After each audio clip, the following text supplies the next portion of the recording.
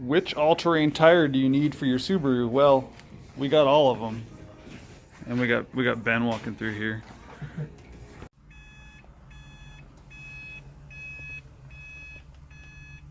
I might die. See how many of these I can finish during a single tune. It's a pretty cool 2011 Forester XT with all the goodies, built motor, everything. It's a Cobb 20G, so it should spool pretty good.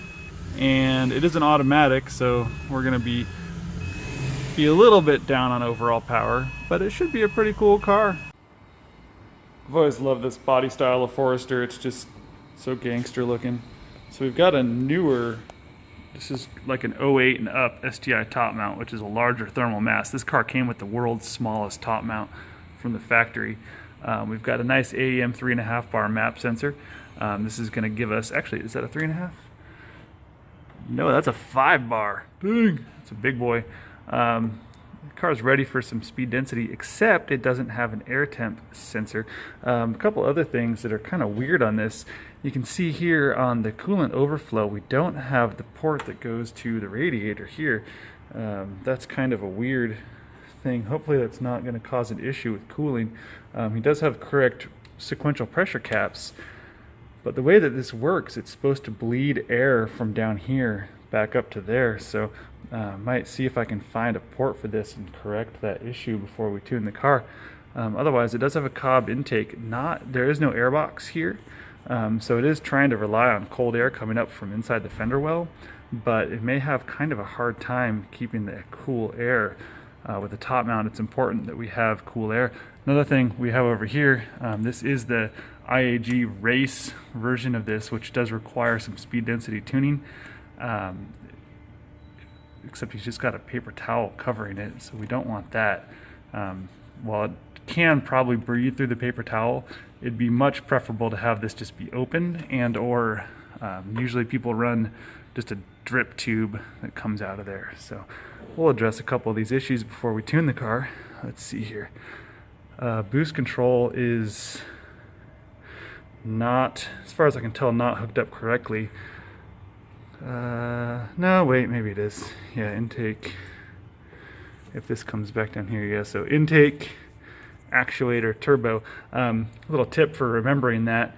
IAT, like intake air temp, except intake actuator turbo for the boost controller. So port 1 intake, port 2 actuator, port 3 turbo. So that is correct. That just didn't look correct because I don't normally see them mounted this way. But it is a funny motor swap into this 11 Forester. Fuel pressure regulator and a nice little spot down there. It's got a lot of good parts. So we're gonna, headers. It does have a Perrin pulley here. I don't really like these, especially on a manual transmission car with a lightweight flywheel. When you have the pulley and the flywheel, you get a lot of false knock just from harmonics and vibration inside the motor. This is a automatic, so it has a big torque converter to dampen things, so hopefully we don't run into a problem with that, but we'll just have to see when we start tuning it. So that's what we're gonna do. Even though we are gonna be tuning this more than likely in speed density or a variety of speed density, we do want to do a smoke test on it just to find if there's any leaks. Just pop that guy off there.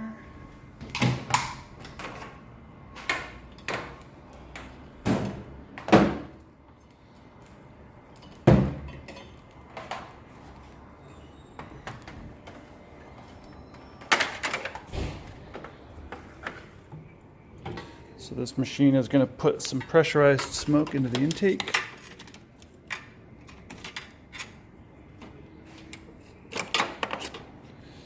Just hook up to the battery there, and then we just need to run air over here to the machine. Alright, so on the machine it is telling me that this car is a pass. Anything below the 40 thousandths we consider a pass. You ideally would be around 20. See the ball is kind of bouncing around. The fact that it's not leaking out the PCV does tell me that the PCV is completely disconnected from the mass airflow portion of the engine. You can see he's got it blocked off here. This port is also blocked off down there. So the breathers from the valve covers are coming into this IAG can, but they're not at all connected to the mass airflow portion. Now there is still usually a little bit of blow-by out the crankcase. However, this motor does seem, especially for a billet motor, to be set up pretty tight, which hopefully doesn't end up being a problem on a forged motor being set up so tight. It could also be that there is this cover on there. So we're going to pull that off. So I went ahead and took off the little piece of paper towel. You can see a little bit of smoke coming out of here now, which is fine by me. And you can see on my machine, once I took that off, it's now bouncing up to the higher point. So I'm going to go get a plug and just plug that for now and see. One thing I did want to mention, there's a whole lot of people that say that these blow-off valves that vent to atmosphere that also recirculate don't seal. Look at this. Perfect seal, TurboSmart. People just don't understand how good of a valve this is. It's kind of unfortunate that people still run go fast bits valves and parent valves that are half vented, and it's just, I like them a little bit looser. There you go. I could do a whole video on this blow-off valve and why it is so good, but just know that this is, if you want to have an atmospheric valve on a Subaru, this is the only valve that I recommend. Any of the TurboSmart valves that use this style of body work excellent, and you won't run into any long-term issues. So I blocked that last port, and you can see now it's hovering around the 20. I had to just hold a cap on it, but I just wanted to show that it is super low leakage now, which is perfect. I do want to talk just real quick about why I said that these leak on most valves. What happens is as the air comes in, the smoke comes in here and goes through the recirc hose up, there's not a seal between that port and the front, and so the smoke leaks around it, which is actually a post-MAF leak. When this is shut, it can draw air in that system and down through the turbo, which is why we don't want that. But the TurboSmart valves don't have that problem. For whatever reason, the tolerance on the plunger to the aluminum body is tight enough to where they just don't seem to leak around them.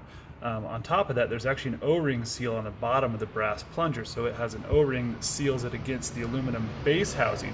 And even though I was told one time by a very reputable person in this industry that there's no way that that would work and that seal would get beat up over time, I've never seen one fail after, thousands and thousands of miles. So this is the valve to buy for a Subaru, I should say.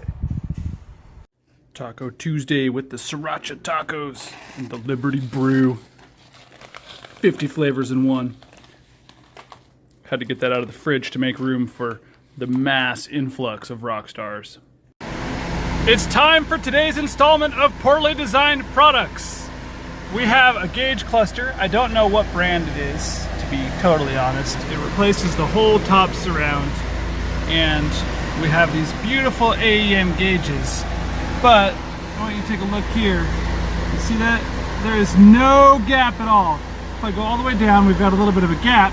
But watch what happens if I come up with the steering wheel. Oh, our brights are on now. It actually pushes the brights lever. Brights. So if you're tall, don't buy whatever this brand is. I'm guessing it's an SMY. That's the only people I know that make that. It might not be, but the gauges need to be recessed back a little bit more. There's a ton of room back here too. I don't know why they didn't just push that back. I want to show you something fun. Watch my air fuel correction. Now the fans are blowing on the car. It does have an air box, but you will hear the blow-off valve go off, and then watch the air fuel corrections when the blow-off valve goes off. So it comes into an idle, and then it's going to be all kinds of pissed. That is an atmospheric slow blow-off valve. This is why I don't like atmospheric slow blow-off valves. If you're going to run an atmospheric blow-off valve, run the TurboSmart. You'll get a little bit of that condition, but not nearly as pronounced. Look at that. The car almost wants to bog out and die because of this blow-off valve. So what's happening? Why is that blow-off valve making that behavior? Well, what happens is all the air that enters this engine gets metered by the mass airflow meter, which is in this air box. As the air is drawn in, it's calculated, it's measured, and the car is told after a small delay from a whole bunch of calculations with cylinder wall wetting and tip-in acceleration pumps and whatnot to inject a certain amount of fuel. And when you let off the throttle, it says stop injecting fuel.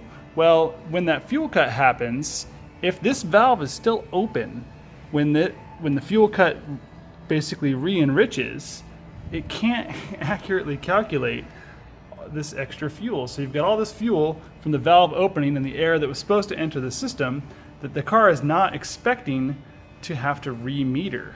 So normally it just gets recirculated back through. It's already been metered and the engine eventually eats it, and so it has the fuel ready for it. But when you have an atmospheric valve and you let the air out, all that fuel is still there, ready to be injected, and then the car injects that fuel as soon as it cycles back around, and you end up with that super rich condition where it had to pull out, you know, way over 25% fuel. So there are some tuning tricks to help fix that, but for the most part, it is a mechanical problem, and it's due to the valve hanging open too long. Now let's see if we can tighten this. Well, that's now full recirced. So let's, let me double check. Yeah. All right, so let's go, now that we have it on full recirc, let's go do another little blow-off valve and see what happens. All right, so I don't have the fan blowing on it anymore, so you can already see our fuel trim is much better. We've got basically a zero trim minus 2.34 plus 3.91. So I was kind of letting it catch up, but I just want to show you this. So now we're gonna let the blow-off valve blow off, and you can see it's actually coming closer to zero here. Alright, so you didn't really hear it because it recirculated, but notice we don't have that huge behavior. So let's just in a continuous shot here, just so you can see what I mean. Continuous shot. Go to atmosphere. Alright, we're now open, right? Yeah, open to atmosphere.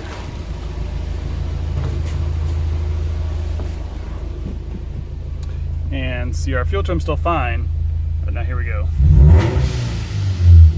So you heard it blow off that time, and there's the negative. So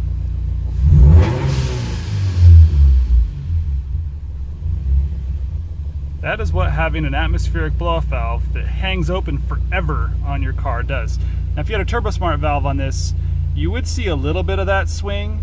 It would swing maybe 10% or so, but a lot smaller trim because the valve closes faster, and it closes fast enough to where the car can catch up.